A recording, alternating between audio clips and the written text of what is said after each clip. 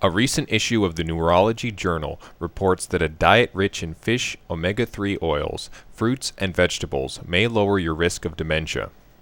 During the study, researchers examined the diets of 8,000 men and women over the age of 65 who did not have dementia at the beginning of the study. After 4 years of follow-up, 183 of the participants developed Alzheimer's disease and 98 developed another type of dementia.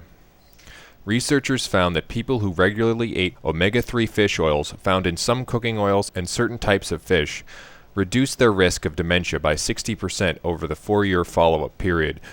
People who ate fruits and vegetables daily also reduced their risk of dementia by 30% compared to others who did not.